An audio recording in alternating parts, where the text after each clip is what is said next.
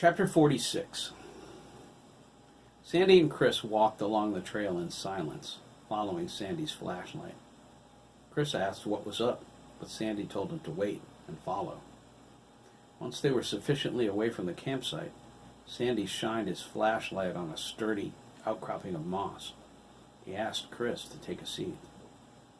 Sandy figured it was a good idea to talk about Danielle's plans.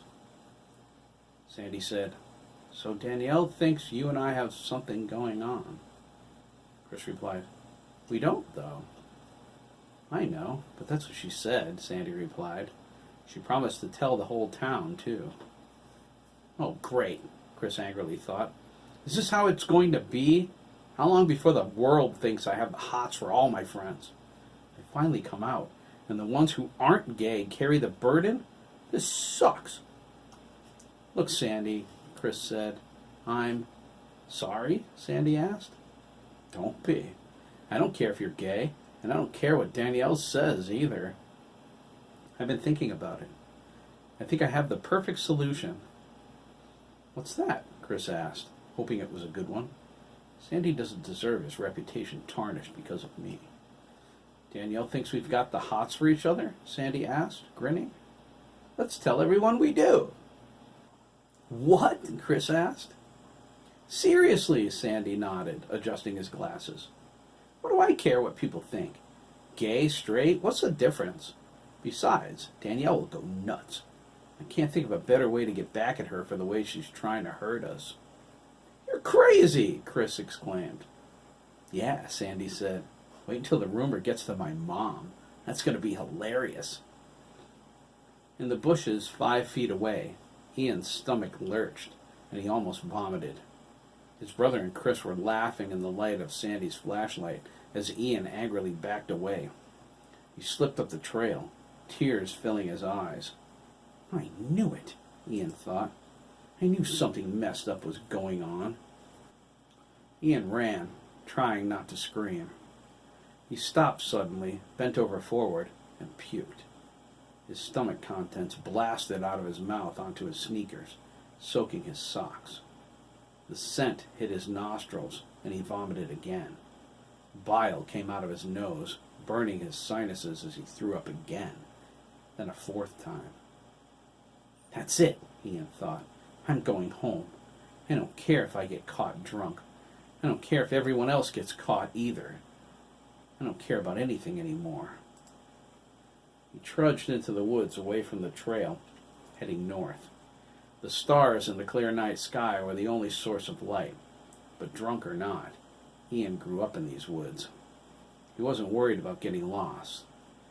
Crickets chirped and insects buzzed around his ears, but Ian kept walking. He lifted his feet high over the blown-down branches, his mind on fire.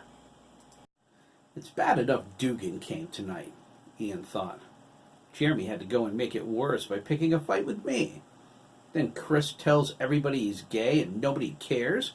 They act like it's perfectly normal, which it isn't. Now, my brother's in the woods planning to tell the entire town he's getting it on with the queer of the century. I can't stand it. Sandy's going to destroy my reputation, too. These guys are messed up. They can hang around Chris all they want. I'm going to find Dan Mellon tomorrow and hook up with him. At least he doesn't like gays either. I've had it with all the..." "No!" Ian cried as something caught a hold of his foot. He fell face first, landing with an oof. Ian laid there with his forehead on the ground, grumbling frustration. He figured his foot got caught on a stupid branch or something, which was just typical. He wriggled his toes. The insides of his sneakers felt sticky and gross. He was glad he was going home now. He was sure he smelled disgusting. He looked up and groaned, realizing he was about 20 yards from the farmer's field and nowhere near where he intended. The smell of cow manure hit his nostrils. He was going to puke again. He leaned up onto his elbows. The darkness seemed to close in on him. He tried to wrench his foot free. Terror seized him as the grip on his sneaker tightened. "Oh my God," Ian thought, terrified. "Somebody's holding me." Ian turned his head back in time to watch a grinning man in a ski mask slice his Achilles tendon in half with a huge knife. The pain was like his ankle was on fire. Ian gasped as warm blood poured into his sneaker. His left foot felt like it dangled by a thread. Ian screamed, but no sound came out. The man was on him in an instant. His weight was enormous. He ground his knees into Ian's shoulders, pinning him to the ground. Ian tried to thrash and worm away, but his left foot was useless. He couldn't get any leverage. The man grabbed him by the hair, yanked his head back, and slit his throat. The last thing Ian heard before his life slipped away was the man's breathless words, "You are worthy of the gift."